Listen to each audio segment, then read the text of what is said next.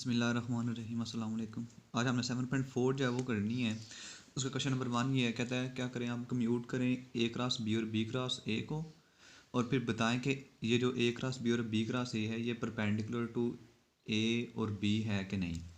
सबसे पहले हमारे पास ए वेक्टर जो है वो गिवन है, बी वेक्टर गिवन है, हम ए क्रॉस बी फाइंड करते हैं। फिर इसको चेक करेंगे क्या ये ए और बी पर परपेंडिकुलर है कि नहीं।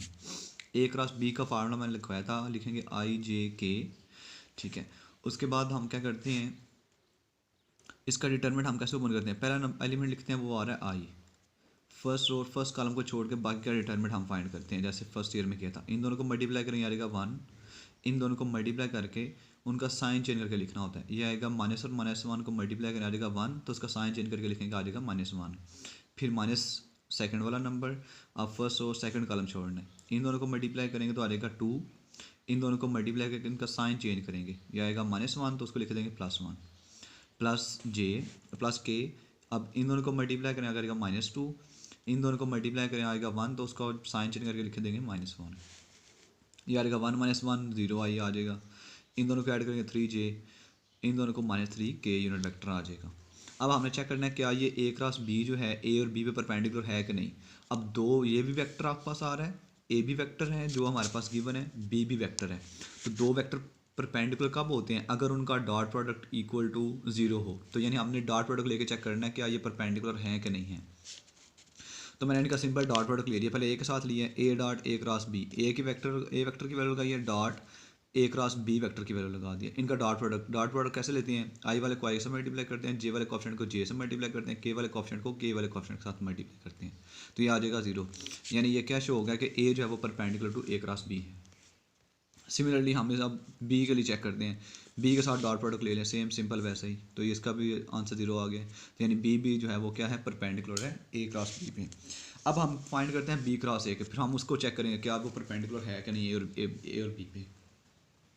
वैसे भी हमने जो पीछे डेफिनेशन पढ़ी थी कि यू क्रॉस वी जो वेक्टर होता है वो असल में होता है कि वो ऐसा वेक्टर है जो कि किस पे परपेंडिकुलर है, ऐसी प्लेन पे जो जिसमें कंटेन करते हैं क्या ए वी और यू और वी वेक्टर्स। ये जैसे ये हमने कहा था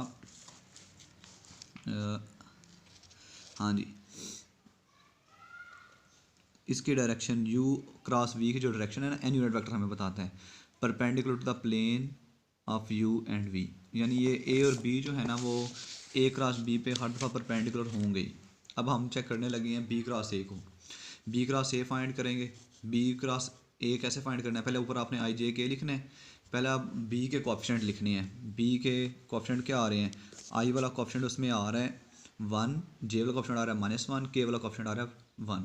अब ए वेक्टर का आई कोएफिशिएंट आ रहा है 2, जे कोएफिशिएंट आ रहा है 1 और के कोएफिशिएंट आ रहा है -1। यानी इसमें और इसमें डिफरेंस क्या है, ए क्रॉस बी में जब आपने आई जे के लिखा है, पहले आपने ए के आई जे के कोएफिशिएंट लिखनी है। पहले ए आ रहा है वेक्टर 2, 1 एंड -1, फिर बी वाले के जो दूसरे वाला उसमें क्या होगा, जब आप बी क्रॉस ए लिखोगे यानी ये बी वाले वेक्टर्स ऊपर आएंगे, ए वाले जो एलिमेंट्स हैं वो नीचे आएंगे।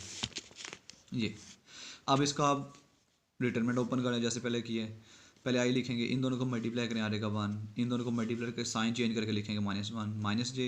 इन दोनों को मल्टीप्लाई करेंगे, आ जाएगा -1। इन दोनों को मल्टीप्लाई करके साइन चेंज करके लिखेंगे, आ जाएगा -2 प्लस के यूनिट वेक्टर। इन दोनों को मल्टीप्लाई करने आने 1, इन दोनों को मल्टीप्लाई करके उसका साइन चेंज करके लिखना है, आ जाएगा +2। तो ये बी क्रॉस ए निकला है। अब हम इसका डॉट प्रोडक्ट लेते हैं किसके साथ, ए के साथ। चेक करते हैं क्या ये परपेंडिकुलर है कि नहीं है। डॉट प्रोडक्ट ले लिया, डॉट प्रोडक्ट लेना आपको आता है। ए वेक्टर की वैल्यू लगाई है, बी क्रॉस ए की वैल्यू लगाई है, डॉट प्रोडक्ट ले लिया। आई वाले को आई कोएफिशिएंट मल्टीप्लाई करेंगे, जे के कोएफिशिएंट को जे के कोएफिशिएंट मल्टीप्लाई करेंगे, के कोएफिशिएंट को के से मल्टीप्लाई करेंगे, तो आंसर ये 0 आ गया। यानी ये जो बी ए वेक्टर है वो परपेंडिकुलर है किस पे, बी क्रॉस ए पे। सिमिलरली अब हम बी के साथ चेक करते हैं, सेम बी के लिए वैसे करना है। अब इसका पहले क्वेश्चन का एक और पार्ट करना है, वो आई थिंक 4 वाला है, वो तो आपने खुद करना है। सेम ऐसे करना है, पहले बी क्रॉस ए निकालना है, फिर ए क्रॉस बी निकालना है। तो उनको चेक कर लेना क्या वो ये बी पे परपेंडिकुलर हैं कि नहीं, वो परपेंडिकुलर होंगे ऑब्वियसली। अब है क्वेश्चन नंबर 2। क्वेश्चन नंबर 2 ये है, ए वेक्टर गिवन है, बी वेक्टर गिवन है। तो आपने करना क्या है, कहता है आप एक यूनिट वेक्टर फाइंड करो जो कि ए और बी पे क्या हो, परपेंडिकुलर हो। ठीक है, यानी एक ऐसा यूनिट वेक्टर फाइंड करना आपने जो कि ऐसी प्लेन पे परपेंडिकुलर हो जिसमें ए और बी आते हों। तो अब मैंने पीछे भी बताया था कि जो ए क्रॉस बी वेक्टर होता है, ये ऐसा वेक्टर है जो कि परपेंडिकुलर होता है उस प्लेन पे जिसमें ये ए और बी वेक्टर आ रहे होते हैं। यानी आपने फिर ए क्रॉस बी वेक्टर का यूनिट वेक्टर फाइंड करना है। तो यूनिट वेक्टर का तो हमें फार्मूला पता है, क्या होता है, वेक्टर ओवर इट्स मैग्नीट्यूड। यानी पहले आपने ये बी क्रॉस ए फाइंड करना है, उसको उसकी मैग्नीट्यूड से डिवाइड कर देना है। तो पहले हम क्या करते हैं, ए क्रॉस बी फाइंड करते हैं। ए क्रॉस बी फाइंड करने का भी मैंने पिछले तरीका बताया था, आई जे के ये यूनिट वेक्टर हैं सारे, ये नीचे वेक्टर ज़रूर लगाने हैं, तो ये गलत हो जाता है ध्यान से। फिर आपने ये इसका डिटरमिनेंट ओपन कर लिया, ये ए क्रॉस बी निकल आया है। अब रिक्वायर्ड यूनिट वेक्टर क्या होगा, वेक्टर ओवर इट्स मैग्नीट्यूड। ठीक है, यूनिट वेक्टर की का फार्मूला होता है, वेक्टर को हम डिवाइड करते हैं उसकी मैग्नीट्यूड से। तो ए क्रॉस बी तो हमने फाइंड किया अभी, ये ऊपर लिख दिया। इसी वेक्टर की मैग्नीट्यूड आई वाले कोएफिशिएंट का स्क्वायर प्लस जे वाले कोएफिशिएंट का स्क्वायर प्लस के वाले कोएफिशिएंट का स्क्वायर आ जाएगा। इसको जब आप स्क्वायर करके सम करेंगे, उसका अंडर रूट लेंगे तो आपके पास आ जाएगा 35। अब ऊपर से 5 जो है वो कॉमन आ रहा है, वो कॉमन ले लिया मैंने, इस 35 से डिवाइड करेंगे तो आप नीचे बटे में 7 रह जाएगा। तो ये यूनिट वेक्टर जो है वो फाइंड हो गया। इसका बी पार्ट ये था कि अब आपने इसका साइन ऑफ इट्स एंगल वो फाइंड करना है, यानी साइन थीटा आपने फाइंड करना है। साइन थीटा का फार्मूला मैं यहाँ पे लिख दिया डायरेक्ट, ये लिख लें। ये असल में पीछे वाले जो हमने ए क्रॉस बी का फार्मूला पढ़ा था वहाँ से ये आता है। तो साइन थीटा का जो फार्मूला था, कॉस थीटा का फार्मूला हमने पढ़ा था, साइन थीटा का फार्मूला ये है।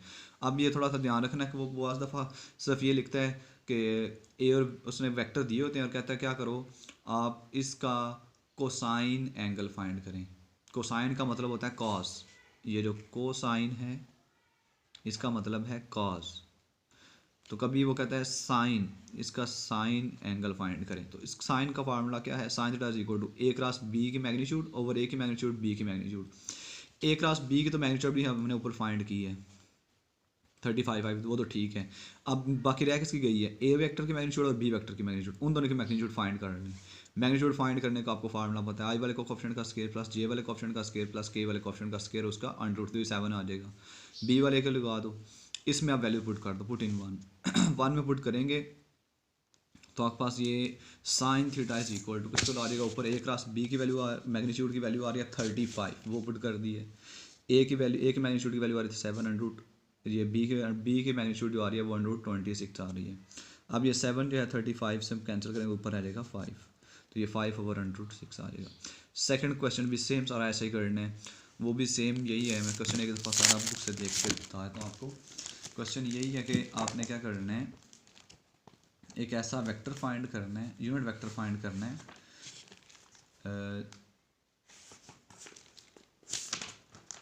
7.4,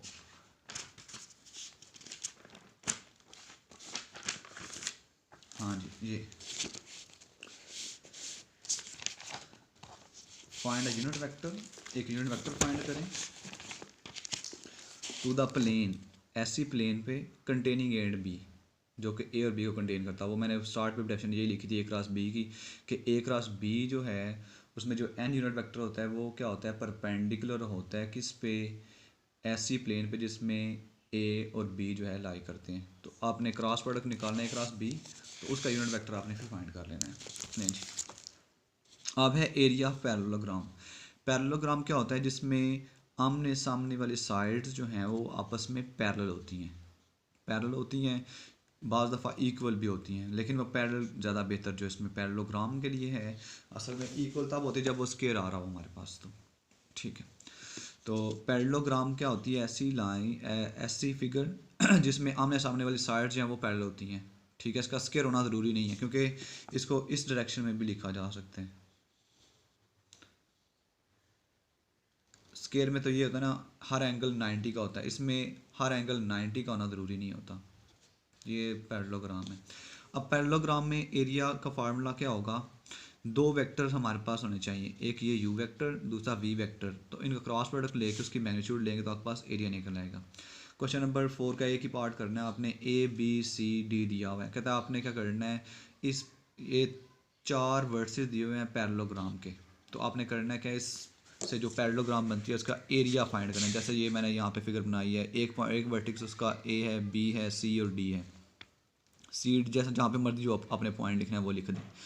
अब पहले आपने ये वेक्टर निकालना है ए बी, ये निकाल लें, यानी एक पॉइंट आपको फिक्स करना होगा, ए से बी निकाल लें, ठीक है, फिर ए से डी निकाल लें या ए से सी निकाल लें, तीनों में एक एक पॉइंट फिक्स कर लेना है। मैंने ए पॉइंट फिक्स किया है, इसके साथ आपने दो जो है ना वो वेक्टर्स फाइंड कर लेने, ए से बी फाइंड कर लें, ए से सी फाइंड कर लें, ए से डी फाइंड कर लें, आपकी अपनी मर्जी है, दो आपने फाइंड करने हैं, लेकिन एक पॉइंट को फिक्स करना है। ज़रूरी नहीं कि ए को फिक्स करें, बी को फिक्स कर सकते हैं, सी को फिक्स कर सकते हैं, जिसको मर्जी कर लो। तो मैंने ए को फिक्स किया है, पहले ए बी निकाला है, ए बी वेक्टर आपको फाइंड करना था, बी में से ए को माइनस करके हमने ये वेक्टर फाइंड करनी है। फिर मैंने ए सी निकाला है, ज़रूरी नहीं कि ए सी निकाला, ए डी भी निकाला, तो सेम ही आंसर आता है, मैंने चेक किया हुआ है, ठीक है। तो पॉइंट कोई सा भी फिक्स कर सकते हैं, तो ठीक है। उसके बाद फिर आपने कुछ दो वेक्टर्स के निकाल लेने हैं, तो मैंने वो दो वेक्टर्स निकाल लिए हैं, ठीक है। इनका क्रॉस प्रोडक्ट लेना है और उसकी फिर मैग्नीट्यूड ले लेनी है। क्रॉस प्रोडक्ट लेने का फार्मूला आपको आता है, आई जी ए के लिखा, पहले ए क्रॉस बी आ रहा है तो उसके आई जी ए के कोएफिशिएंट 0 1 एंड 1, फिर आपने किसके लिखने हैं, ए सी के -2 3 और -6, डिटरमिनेंट ओपन कर लेना है, वो भी आपको आता है, ये आपने किया हुआ है फर्स्ट ईयर में, ठीक है।